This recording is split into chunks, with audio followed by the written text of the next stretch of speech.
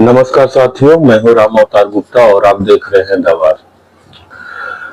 साथियों, इन दोनों जिस प्रकार से सुप्रीम कोर्ट और केंद्र सरकार के बीच में टकराव देखने को मिल रहा है, हमारे हिसाब से लगता है साथियों कि जल्द ही सुप्रीम कोर्ट में एक नया बदलाव देखने को मिलेगा। जो इनका कॉलेजियम सिस्टम है वो शायद समाप्त हो जाए और शायद अच्छे जजों के, जो भ्रष्ट नहीं होते, उन जजों की नियुक्ति हो पाए। साथियों, हमारे पहले के माननीय सीजीआई DY चंद्रचूड़ सिंह कहने के तो एक सुप्रीम कोर्ट के बहुत अच्छे जज थे।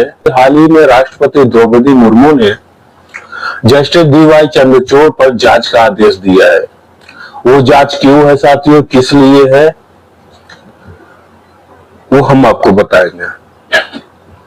साथियों, सबसे पहले आप लोगों के लिए जानना यह जरूरी है कि वो जांच क्यों हो रही है और किसके कहने पे हो रही है। साथियों, एक जज है जस्टिस राकेश कुमार, एक पूर्व जज जिनका नाम राकेश कुमार है, जो पटना हाई कोर्ट में जज थे। उसके बाद फिर वहां के अस्थायी जज बनाए गए। फिर साथियों, वहां से ट्रांसफर होकर उनका आंध्र प्रदेश में एज ए हाई कोर्ट के चीफ जस्टिस के पदार्यरत थे। साथियों, उन्होंने सीजीआई पे, जो कि उस समय के DY चंद्रचूड़ जी थे, उन पे आरोप लगाया है कि उन्हें एक याचिका पे सुनवाई करने के लिए जरूरत से ज्यादा जल्दबाजी दिखाने के लिए उन पे आरोप लगाया है। हालांकि राकेश कुमार जी ने यह भी कहा है कि हम उनके आदेश पे कोई टिप्पणी नहीं कर रहे हैं, लेकिन जिस हिसाब से उस याचिका पे सुनवाई के लिए इन्होंने जल्दबाजी दिखाई है, वो जांच के घेरे में है। साथियों, वो सुनवाई क्या थी, वो इनका आदेश क्या था, वो मैं आपको बताता हूं। साथियों, वो 1 जुलाई 2023 शाम को 2 बजे की ये न्यूज है। साथियों, एक बात ऐसी है कि जिस समय गुजरात का दंगा हुआ था, उस समय कई अधिकारी उसके जांच में जुटे हुए थे, या यूं कहें कि उसके मतलब उस दंगे के दौरान वहां पे मतलब जो सिस्टम होता है, पुलिस विभाग का टीम होता है, CBI का टीम होता है, या अन्य NDRF जो टीम होती है, उसके जो अधिकारी होते, उन अधिकारियों को एक फर्जी सबूतों का दस्तावेज बनाकर उन लोगों को फंसाने की कोशिश की थी तीस्ता सीतलवाड़ ने। साथियों, 1 साल तक वो गुजरात के हाई कोर्ट में उसका केस चला, जिसमें गुजरात हाई कोर्ट ने उनकी और उनकी संस्था को मतलब बहुत ही अधिक संलिप्तता पाई गई थी। ये गुजरात के अधिकारियों के फर्जी केसों में फंसाने के लिए इनकी संस्था ने जो फर्जीवाड़ा किया था, उस फर्जीवाड़े के गुजरात हाईकोर्ट ने धज्जियां उड़ा दी थी। साथियों, उन्होंने इनको बेल देने से मना कर दिया था और इनको गिरफ्तारी का आदेश दिया था। उसके बाद राकेश कुमार ने अपनी शिकायत में कहा कि जुलाई 2023 को छुट्टी थी। गर्मी की छुट्टियों के बाद सोमवार 3 जुलाई को नियमित रूप से सुप्रीम कोर्ट खुलने वाला था।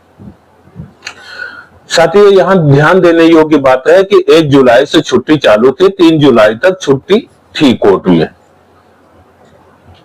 मगर छुट्टी के ही दिन अर्थात 1 तारीख को, 1 जुलाई को ही तत्कालीन CGI चंद्रचूड़, जो कि अभी रिटायर हो चुके हैं, उन्होंने पहले ही दिन तीस्ता सीतलवाड़ केस की सुनवाई के लिए 2 जजों की खंडपीठ का गठन किया और उनको तुरंत सुनवाई के लिए कहा गया है। साथियों, आप अंदाजा लगा सकते हैं कि उस समय हमारा सुप्रीम कोर्ट बंद था, सारे जज छुट्टी पे गए हुए थे, वो शाम को 5 बजे का टाइम था साथियों। जिस समय चंद्रचूड़ जी ये खंडपीठ बनाने का आदेश दिए थे, उस समय वो खुद सुप्रीम कोर्ट में नहीं थे साथियों, जबकि वो भरतनाट्यम का एक प्रोग्राम रखा गया था, वहां पे वो शिरकत कर रहे थे और भरतनाट्यम का आनंद उठा रहे थे। लेकिन साथियों वो भरतनाट्यम का आनंद नहीं उठा पा रहे थे, उनके दिमाग में तो कुछ दूसरा ही भरतनाट्यम चल रहा था। साथियों उस समय इनके पास कौन से वकील का फोन आया? शायद मेरे हिसाब से या तो अभिषेक मनु सिंह भी होंगे, या तो फिर हमारे सुप्रीम कोर्ट के सबसे भ्रष्ट दलाल एडवोकेट कपिल सिब्बल।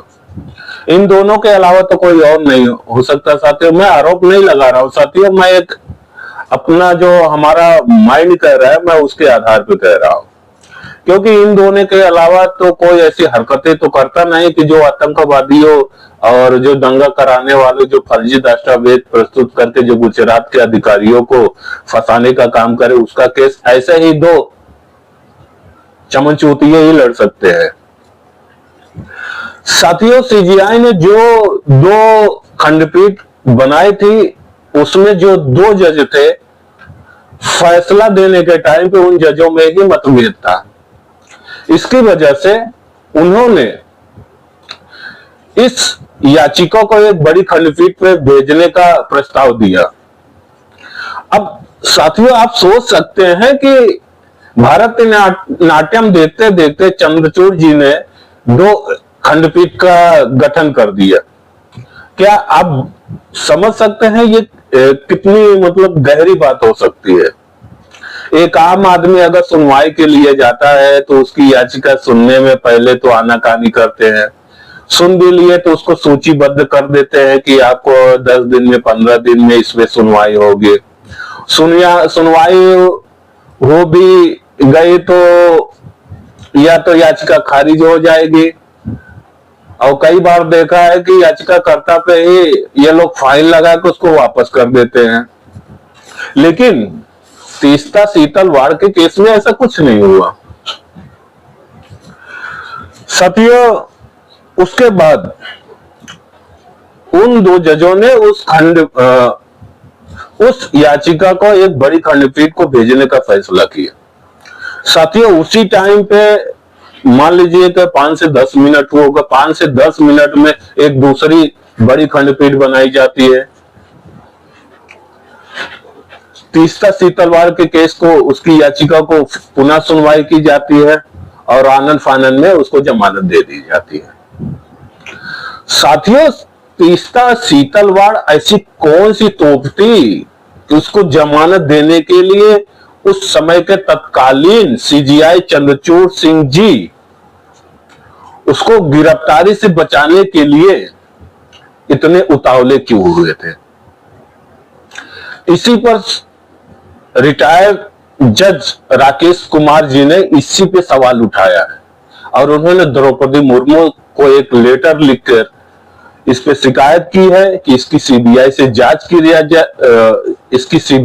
जांच की जाए और ये पता लगाया जाए उस समय किसके कहने पे डीवाई चंद्रचूड़ ने इतना घटिया कदम उठाया था।